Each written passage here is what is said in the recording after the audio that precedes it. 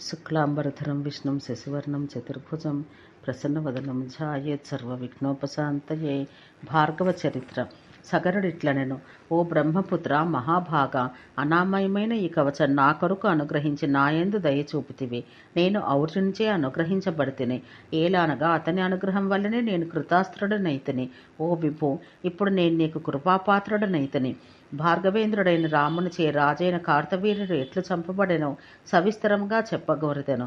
ఆ రాజు దత్తుని యొక్క, రాముని యొక్క, శివుని యొక్క కృపాపాత్రుడు. ఓ గురు, వారిద్దరు వీరులు యుద్ధానికి ఎట్లు సంఘటిల్లిరి?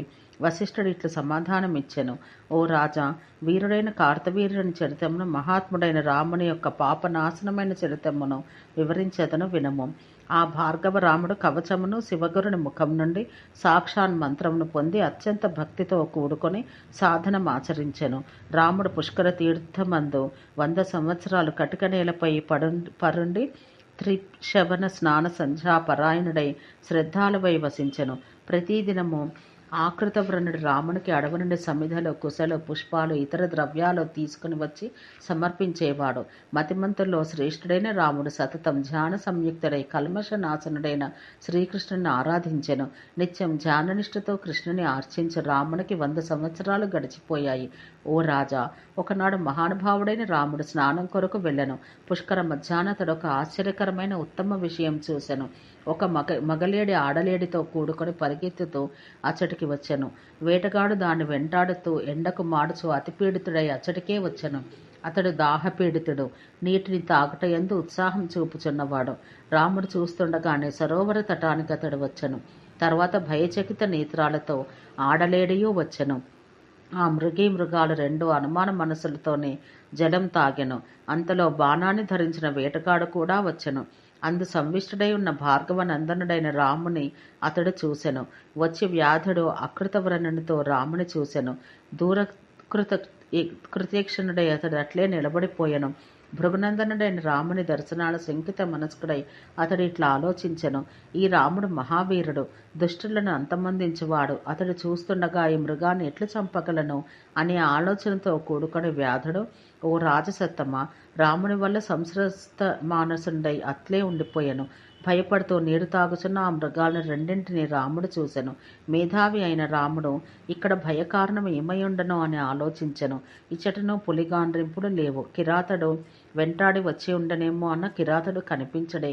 మరి ఏ ఇతర కారణాన ఆ మృగాలు భయాన్ని పొంది ఉన్నవి? లేక సహజంగా మృగజాతి చకితేక్షరములు కలది కదా. అందుకే నీరు తాగు సమయాన్ని కూడా భయం కలిగిన నేత్రాలు కలిగినవి. ఆ 2 భయం పొందుటకు కారణం లేదే. అవి అలసినవి, భయాన్ని పొంది ఉన్నవి, శరీరమంతా చెమటలు పోసినవి, శరీర అవయవాలు కంపించుచున్నవి అని ఈ విధంగా ఆలోచించి మతిమంతుడైన రాముడు శిష్యునితో సంయుతుడై పుష్కర మధ్యాహ్న ఆ మృగాలు 2 అందే ఉండగా ఉండిపోయెను. ఆ 2 నీటిని తాగినవి, చెట్టు నీడకి చేరాయి. ఆ మృగద్వయం రాముని చూస్తున్న సంతోషాన సంభాషణ ప్రారంభించెను. ఆడలేడు ఇట్లనెను, ఓ ప్రియా, మనం ఇచ్చటనే రాముడున్నంతసేపు ఉందము.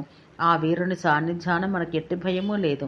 ఒకవేళ కిరాతుడు వచ్చినచో మనల్ని చంపతలిస్తే ముని అతన్ని చూచినంత మాత్రాన్ని అతడు భస్మీభూతుడు కాగలడు. రామదర్శనాన సంతుష్టైన ఆడలేడి ఇట్లు పలకగా మృగం రాముని చూసి తాను కూడా హర్షం పొంది తన ప్రియా పూజ్యురాలా, నీవన్నట్లే చేద్దాము. సింహాత్ముడైన రాముని ప్రభావం తెలుసుకొనము. రాముని పక్క కనబడుతున్న ఈ శిష్యుడు ఆకృతవ్రణుడు కూడా వ్యాఘ్ర భయాతురుడై పూర్వం రామునిచే రక్షించబడెను. ఓ ప్రియా, ఈ రాముడు జమదగ్నికి కనిష్ట కుమారుడు. తన తండ్రి కార్తవీర్యునిచే తిరస్కరించబడి చూసి కోపం పొందినవాడై రాజులను అందరినీ చంపుదును అని ప్రతిజ్ఞ చేశాను. ఆ ప్రతిజ్ఞ పూర్తి చేయుటకు అతడు మొదట బ్రహ్మలోకం వెళ్ళను. ఆ బ్రహ్మ ఇతన్ని శివలోకానికి వెళ్ళమనెను. అతనాజ్ఞ శిరసా వహించి అతడు శివ సన్నిధికి వెళ్ళను. తన తండ్రి యొక్క మొత్తం వృత్తాంతం, తన విషయం సర్వం శివునికి విన్నవించెను. దయాళుడైన మహాదేవుడు భృగునందనుని గౌరవించెను. కృష్ణ మంత్రం, అభేద్యమైన కవచం, తన పాశుపతాస్త్రం, ఇతరములైన అస్త్ర సముదాయం అతనికి ఇచ్చెను. సంతోషంతో ఆదరంగా శస్త్రాలిచ్చెను. ఓ ప్రియురాలా, ఆ రాముడు మంత్రసాధనా తత్పరుడై ఇచ్చటకు వచ్చెను. ధీమంతుడైన అతడు నిత్యం కృష్ణ కవచం జపించెను. ఆ మహాత్మునికి ఈ మంత్ర జపంతో 100 సంవత్సరాలు గతించెను. కానీ ఆ మంత్రం ఇంకనూ పూర్తిగా సాధింపబడలేదు. దానికి ఒక కారణం ఉంది. భక్తి 3 విధాలు.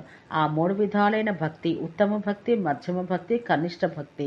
శివుని యొక్క, నారదుని యొక్క, మహాత్ముడైన శకుని యొక్క, రాజర్షి అయిన అంబరీషుని యొక్క, రంతిదేవుని యొక్క, హనుమంతుని యొక్క, బలి యొక్క, విభీషణుని యొక్క, మహాత్ముడైన ప్రహ్లాదుని యొక్క, గోపికల యొక్క, ఉద్ధవుని యొక్క భక్తి ఉత్తమమైనది.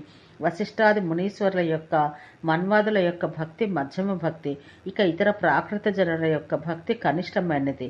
రామునికి మధ్యమ భక్తి కలదు. అతడు నిత్యం యమనియమాది పరాయణుడైన గోపీనాథుని సేవించినా ఇంకా సిద్ధి పొందలేదు. వశిష్ఠుడు ఇట్లనెను. ఈ విధంగా చెప్పబడ్డ మృగి సంతుష్ట మనసుతో ప్రేమదాయకమైన భక్తి లక్షణాలు చెప్పమని మృగాన్ని అడిగాను. మృగం ఇట్ల పలికెను. ఓ ప్రియురాలా వినుము. జ్ఞానం పుణ్యంచే పుట్టను. భార్గవ దర్శనం వలన ఆ పుణ్యం ఇప్పుడు కలిగింది. భార్గవుడు పుణ్యాత్ముడు, కృష్ణ భక్తుడు, జితేంద్రియుడు, నిత్యం గురు శుశ్రూషాపరాయణుడు, నిత్య నైమిత్తికాది క్రియాధరణం కలవాడు. అందుకే ఆ మహానుభావుని దర్శనం కారణంగా ఇప్పుడు ఆ జ్ఞానం నాకు కలిగింది. త్రిలోకాలందు నివసించు జంతువుల యొక్క శుభాశుభ నిదర్శకం అయిన జ్ఞానం మహాత్ముడైన ఈ రాముని దర్శనం వలన ఇప్పుడు తెలిసింది. పుణ్యదం పాపఘ్నం అయిన చరిత్రమును వినువార్లకు ఏదేది జరుగునో అది జ్ఞానగోచరమగను. ఉత్తమ భక్తి అని ఏది చెప్పబడిందో అది లేక యంత్రసహితమైన కవచం అనేక లక్షల ఏండ్లకైనా సిద్ధించదు. ఈ భార్గవరాముడు అగస్త్య ఋషి అనుగ్రహమును పొందగలిగినచో ఉత్తమ భక్తి కలది, ఉత్తమ స్తోత్రమైనది అగు శ్రీకృష్ణ ప్రేమామృతం అని తెలుసుకుని అతడు మంత్రం యొక్క కవచం యొక్క సిద్ధిని పొందును. ఆ అగస్త్య ఋషి తెలియబడిన తత్వార్థం అనగా యథార్థ వృత్తాంతం కలవాడు, దయాకరుడు, అభయప్రదుడు, రామునికి ముదావహమైన తత్వజ్ఞానాన్ని ఉపదేశించును. కృష్ణ ప్రేమామృతం అనే స్తోత్రమందు శ్రీకృష్ణ చరిత్ర అంతయు నామములతో గ్రథితమైనది. ఈ చరిత్రమును మహామతి రాముడు అగస్త్యర్షి వలన తెలుసుకొనను. తర్వాత ప్రపంచ ప్రసిద్ధ కవచుడై రాజైన హైహయాధిపతిని సుపుత్ర అమాత్యంగాను సుహృద్ బలవాహనం గలవానిగాను చంపును. ఓ ప్రియా, ఈ భూమిని 21 మార్లు జయించి రాజు అనే వాణ్ణి లేనిదిగా చేయను. వశిష్ఠుడు ఇట్లనెను. మృగం ఈ విధంగా చెప్పెను. అతడు తాను మృగమగుటకు కారణం అతడు తెలుసుకొనెను. ఓం శాంతి శాంతి శాంతి.